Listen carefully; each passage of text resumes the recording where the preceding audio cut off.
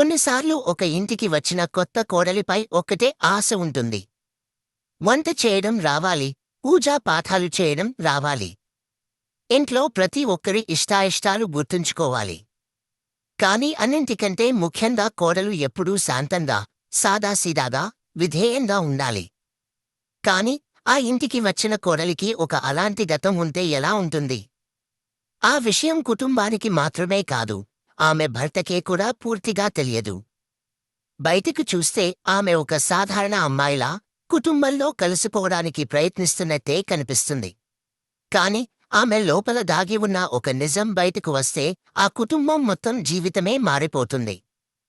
ఎందుకంటే ఇంటి పనులు నేర్చుకుంటున్న ఆ అమ్మాయి అసలు మరణాన్ని ఎదుర్కొని పోరాడగలదు. సినిమా కథ అనిరుద్ధ్ మరియు అతని భార్య స్వర్ణతో మొదలవుతుంది. చాలా సంవత్సరాల తర్వాత వాళ్ళు తమ ఇంటికి తిరిగి వస్తున్నారు. అనిరుద్ధ్ కుటుంబం ఇష్టపడకపోయినా ప్రేమ వివాహం చేసుకున్నాడు. అందుకే ఇంటివాళ్లు అతనితో దూరంగా ఉండిపోయారు. కాని ఇప్పుడు అతని చెల్లెలి పెళ్లి ఉంది. ఈ సందర్భంలో అయినా కుటుంబం తనను, తన భార్యను అంగీకరిస్తుందని అనుకుంటాడు. స్వర్ణకు ఈ ఇల్లు కేవలం అత్తగారిల్లు కాదు. ఇది ఒక నిజమైన కుటుంబాన్ని పొందే అవకాశం. ఎందుకంటే ఆమె చిన్నప్పటినుంచే అనాథాశ్రమంలో పెరిగింది. తల్లిదండ్రుల సహాయం లేదు. కుటుంబ నేపథ్యం లేదు.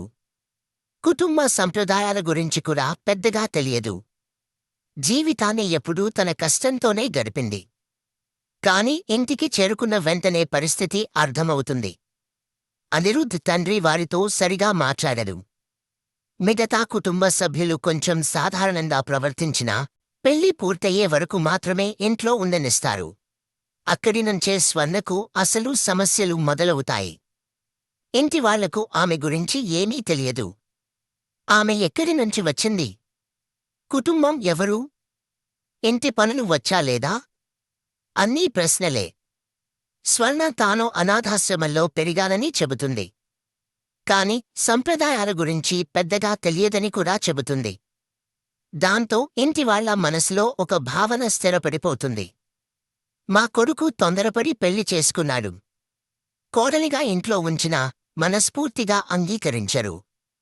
స్వర్ణ ఇవన్నీ గమనిస్తుంది. కాని కోపపడదు. తనకు ఒకే ఆలోచన ఉంటుంది. ఈ ఇంట్లో తనకంటూ ఒక స్థానం సంపాదించుకోవాలి. తాను కూడా మంచి కోడలినే అని నిరూపించుకోవాలి. ఎందుకంటే చిన్నప్పటినుంచే కుటుంబ ప్రేమ లేకుండా పెరిగిన స్వర్ణకు ఇప్పుడు ఈ కుటుంబం దొరికింది. అందుకే వాళ్ళు తనను అంగీకరించాలని కోరుకుంటుంది. కాని ఈ ఇంట్లో మంచి కోడలిగా ఉండటం అంటే మంచి మనిషిగా ఉండటం మాత్రమే కాదు. ఉదయం లేచి పూజలు చేయాలి. తులసి దగ్గర హారతి ఇవ్వాలి. ఎవరికేం ఇష్టం తెలుసుకోవాలి. ఇంటి పనులన్నీ పరిపూర్ణంగా చేయాలి. స్వర్ణ ప్రయత్నిస్తుంది. కాని ప్రతి అడుగులోనూ విఫలమవుతుంది. పూజ ఎలా చేయాలో తెలియదు. హారతి ఎలా ఇవ్వాలో తెలియదు. కుంకుమ ఎలా పెట్టాలో తెలియదు. ఒకసారి తన మంగళసూత్రం కూడా గదిలో మర్చిపోతుంది. ఇంటివాళ్ల దృష్టిలో ఇవన్నీ చిన్న విషయాలు కావు. ఇంట్లో ఇప్పటికే మరో కోడలు కూడా ఉంటుంది. ఆమెకు అన్ని సంప్రదాయాలు తెలుసు. అందరి ఇష్టాయిష్టాలు తెలుసు. అందుకే ఆమె ఇంట్లో అందరికీ ఇష్టమైన కోడలు. దీంతో ఒక నిశ్శబ్ద పోటీ మొదలవుతుంది. ఎవరు మంచి కోడలు? స్వర్ణకు అది సులభం కాదు. ఎందుకంటే ఆమె కుటుంబ వాతావరణంలో పెరగలేదు. ఎంత ప్రయత్నించినా అపహాస్యమే ఎదురవుతుంది. ఒక సమయంలో స్వర్ణ నిర్ణయం తీసుకుంటుంది. ఇలా కుదరదు. తన చిన్ననాటి స్నేహితురాలికి ఫోన్ చేస్తుంది. ఇద్దరూ అనాథాశ్రమంలో కలిసి పెరిగారు. నాకు వంట చేయడం రాదు. కాని ఈ కుటుంబంలో మంచి పేరు సంపాదించాలి. నువ్వు వచ్చి సహాయం చెయ్యి అని అడుగుతుంది. మొదట స్నేహితురాలు నిరాకరిస్తుంది.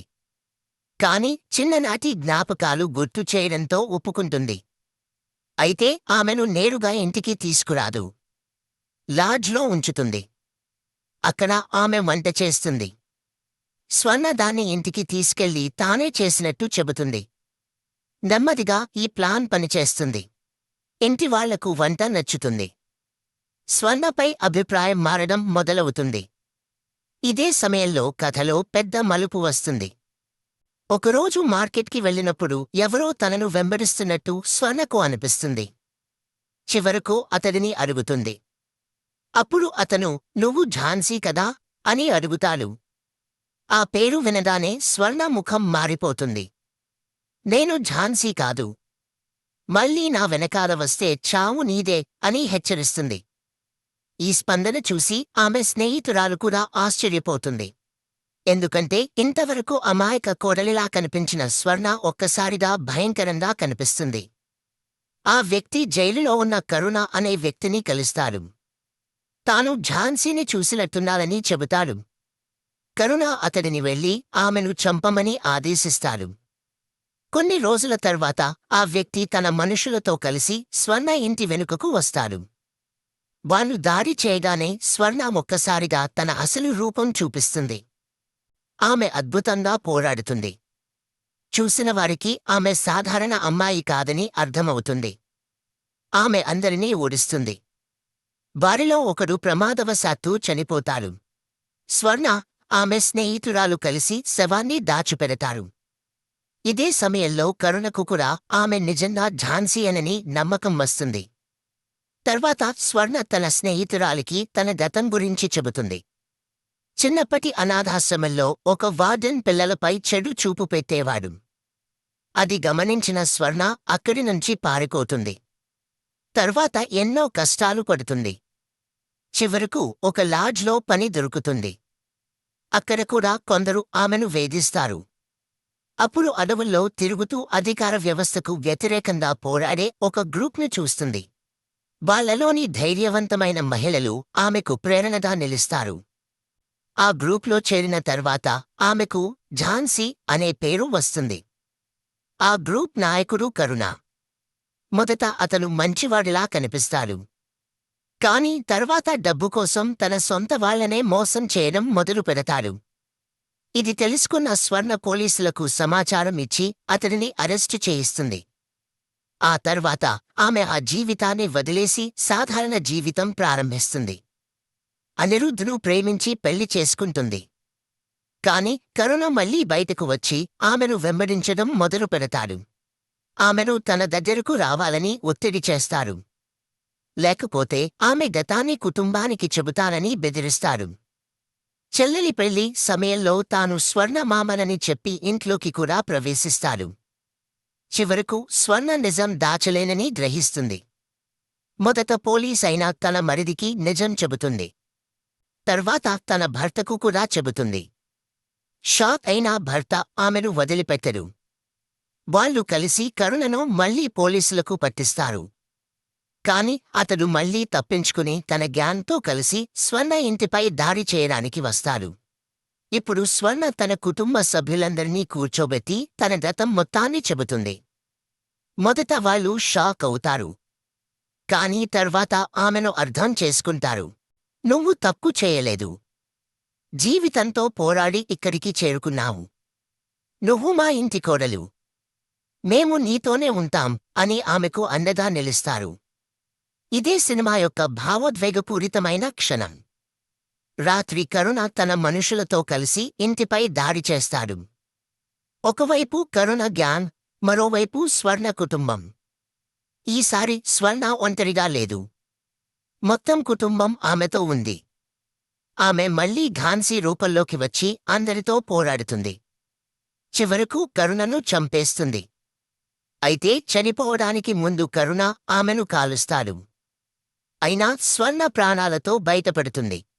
కరుణ చనిపోవడంతో ఆమె జీవితంలోని అతిపెద్ద భయం కూడా ముగుస్తుంది. ఇక ఆమె గతం ఆమెను వెంటాడదు. చివరికి స్వర్ణ నిజమైన కుటుంబ సభ్యురాలిగా అంగీకరించబడుతుంది. ఆమె మంచి కోడలిగా నిరూపించుకోవడానికి కారణం వంట చేయడం లేదా పూజలు చేయడం కాదు. తన నిజాన్ని అంగీకరించడం, కుటుంబాన్ని కాపాడడం, గతాన్ని ఎదుర్కోవడమే. ఈ సినిమా ఒక మహిళ విలువను కేవలం వంటగది పనులతో కొలవకూడదని చెబుతుంది. ప్రతి మనిషి వెనుక ఒక కథ ఉంటుంది. ఒక పోరాటం ఉంటుంది. స్వర్ణ కథ కేవలం ఒక కోడలి కథ కాదు. చిన్నప్పటి నుంచి కుటుంబ ప్రేమ లేకుండా పెరిగి ఎన్నో కష్టాలు ఎదుర్కొని చివరకు తనను నిజంగా అంగీకరించిన ఒక కుటుంబాన్ని పొందిన అమ్మాయి కథ.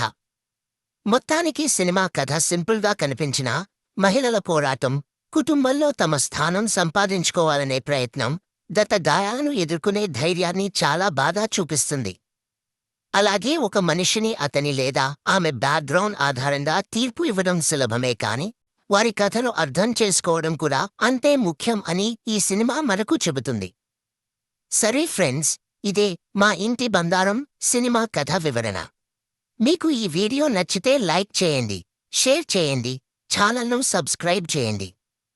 మళ్ళీ మరో వీడియోలో కలుద్దాం.